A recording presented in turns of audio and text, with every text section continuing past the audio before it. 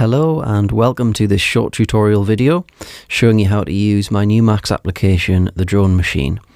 The Drone Machine is designed to enable you to create static tones with slow moving timbral modulation and slow moving pitch modulation as well, should you wish to create any dissonance or indeed any harmony. So to run you through the basics of the Drone Machine, it might look like there is quite a lot going on, but it's actually rather simple.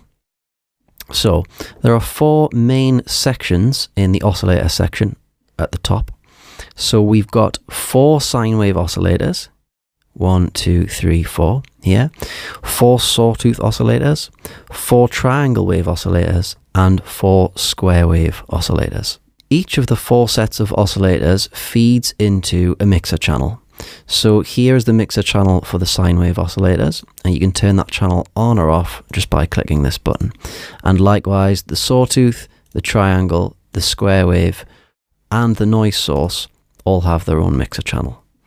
So let's dive into the sine wave oscillators and look at how you can actually operate the Drone Machine. So the first thing to do when operating the Drone Machine is to turn the audio on, and you can do that with this speaker switch at the bottom left. When you boot up the Drone Machine for the first time, you'll notice that although each of the mixer channels are switched off, there is one oscillator per oscillator section switched on. So if we turn on the sine wave mixer channel and then turn up the volume here, you'll start to hear the output. Okay, you'll also notice that there's a visual representation of the audio level here. So each mixer channel has a fader to turn up the volume or reduce the volume, and a visual description of the audio level too. So I'm just going to switch on the sine wave mixer channel again, and then I'm going to experiment with two things, with the oscillator volume, which is here, and the oscillator frequency, which is here. So let's give that a go.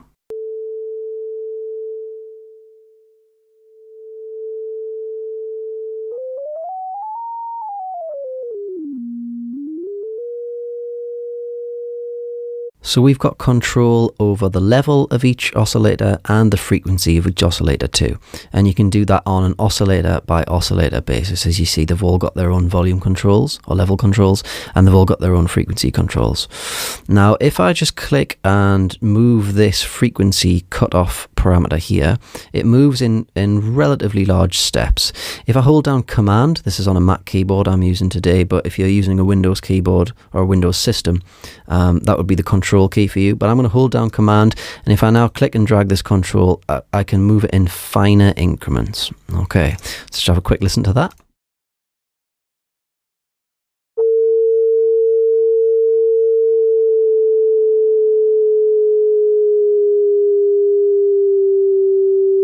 Okay, so if you want finer control, hold down Command or hold down Control if you're on a Windows machine. What I haven't mentioned yet is that each oscillator has an on-off switch. Okay, they will show off if they're off and on if they're activated. So that's fairly straightforward. So I'm now going to start to activate some of these other sine wave oscillators. I'm going to change their independent levels and frequencies and have a listen to the results.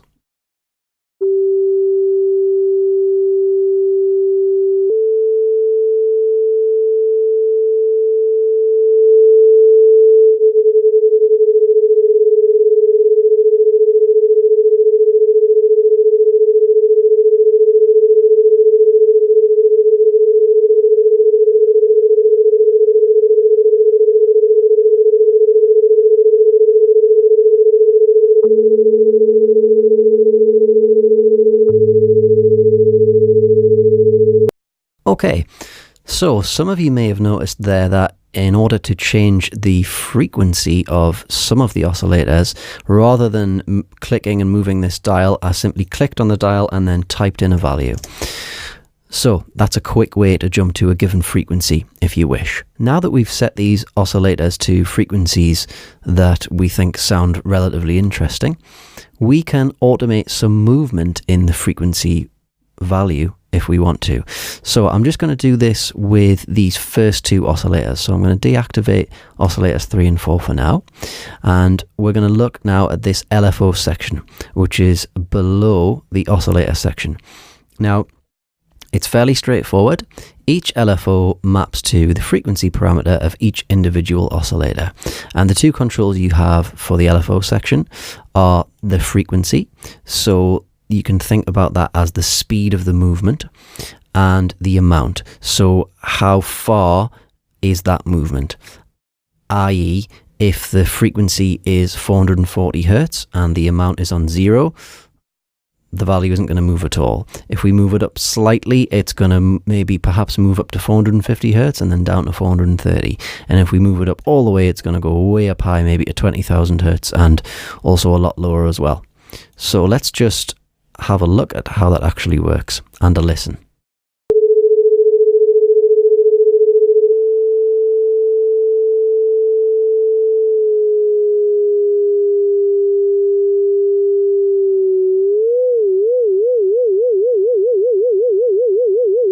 So hopefully you can hear that the higher I move this value, the faster the movement in pitch.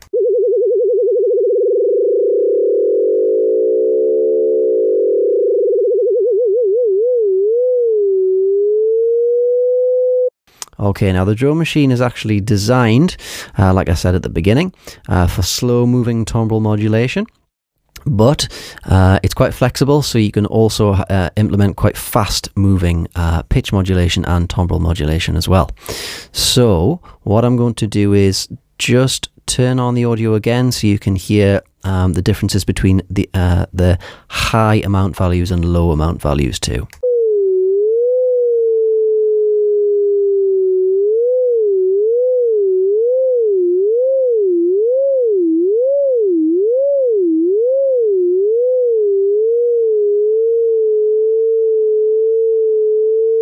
So hopefully you can hear that at the lower end of the scale, the pitch is moving less far, and at the higher end of the scale, that pitch movement is quite a lot larger. So as I said before, each independent oscillator has an LFO, which is mapped to its pitch parameter. So what I'm going to do now is I'm going to activate these 4 LFOs, switch on all of the oscillators, and just have a listen to the slow moving pitch modulation that we can do with the drone machine.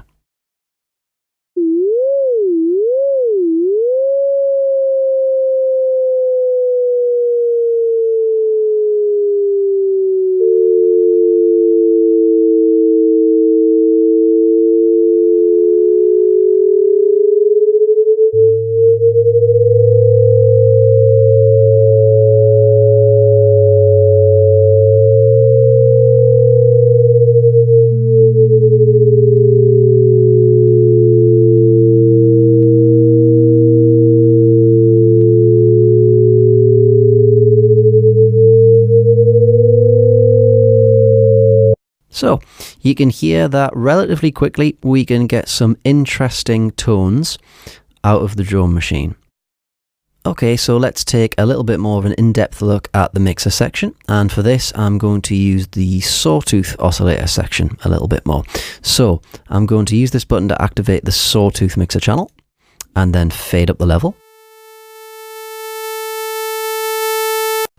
Okay, and now I'm going to activate the other 4 oscillators, and in a similar manner to what I did before with the sine wave oscillators, I'm just going to turn up the volumes and change the frequency a little bit. All right, I'll activate the channel again and then fade up the level.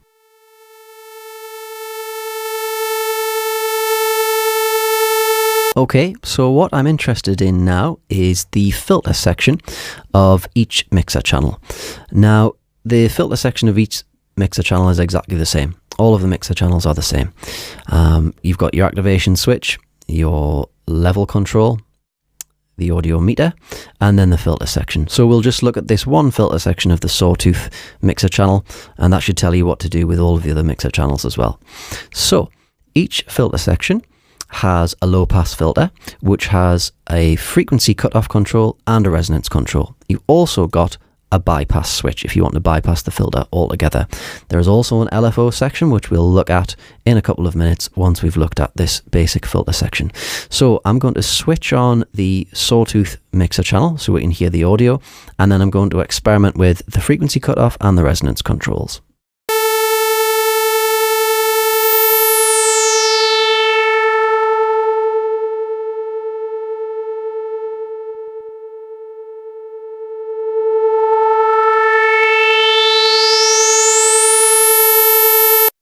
Okay, so hopefully you heard there that when I lowered this frequency cutoff value, the change to the sound, I then increased the resonance. So when I changed this frequency cutoff value from low to high, there was a little bit more of a peak in the audio, and it creates that characteristic sound of a resonant low pass filter.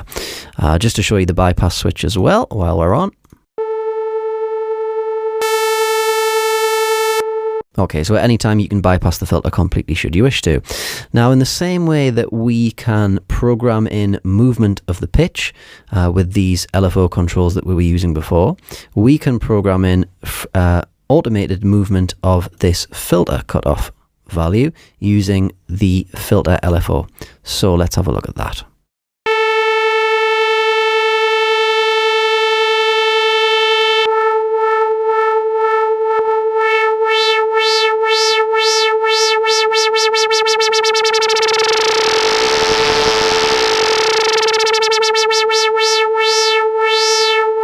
Okay, now I'm sure that you've noticed that the two controls for the filter LFO are exactly the same as the two controls for the pitch LFO. You've got the frequency of the movement, so how fast does this parameter move, and you've got the amount of the movement, so how far does this parameter move. Let's just have another quick look at that.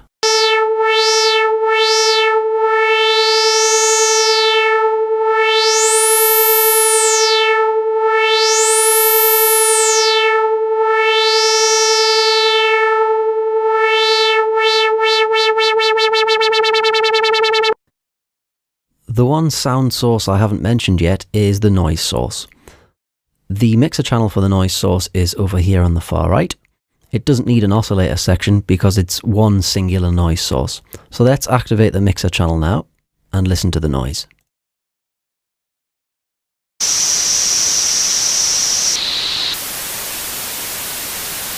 So I've bypassed the filter there, so that's the sound of the pure noise source. Now let's play with the filter controls.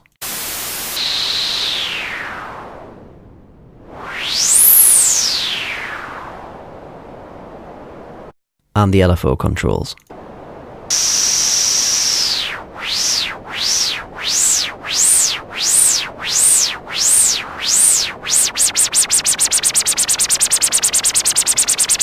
So that can be used to add some nice texture to your sound. Since I started recording this tutorial, I've added a reset button to the drone machine.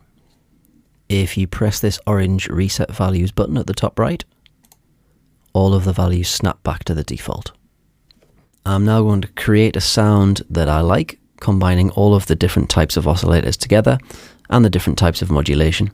And then we're going to look at how we can use the record to file feature to record the output to a file that we can use in any digital audio workstation.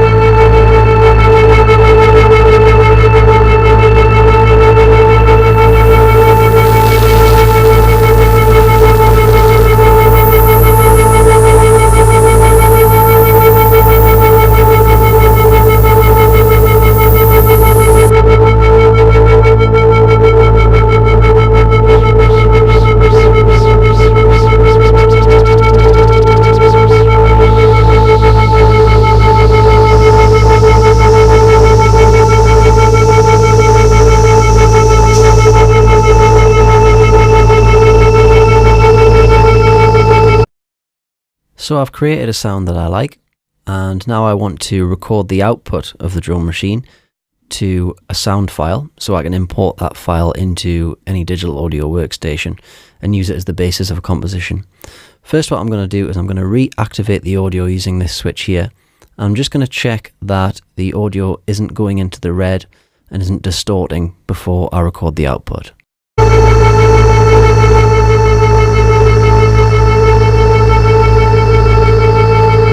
So I've just backed the audio off a little bit there using this scale control, so I can make sure that the file that is recorded isn't going to be distorted.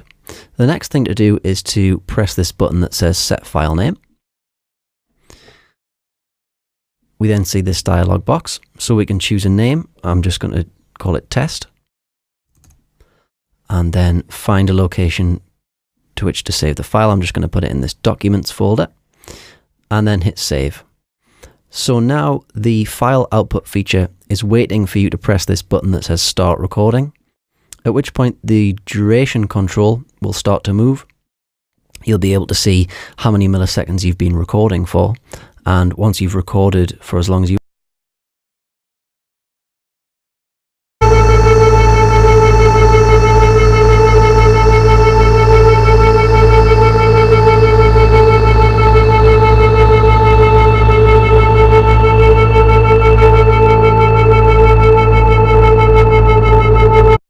Okay, so I've stopped the recording, so let's head over to the Documents folder and see if we can find it.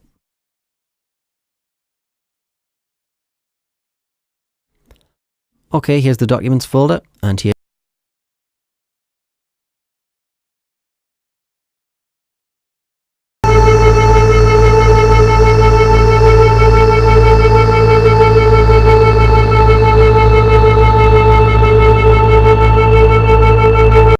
So there it is, and you can take this AIF file and import it into any digital audio workstation that you like and use it as the basis of composition. So I hope you've enjoyed watching this tutorial video and that you enjoy using the drone machine. If you have any thoughts about it, please get in touch with me at www.jackissound.com. All of my contact details are available on that website. All the best.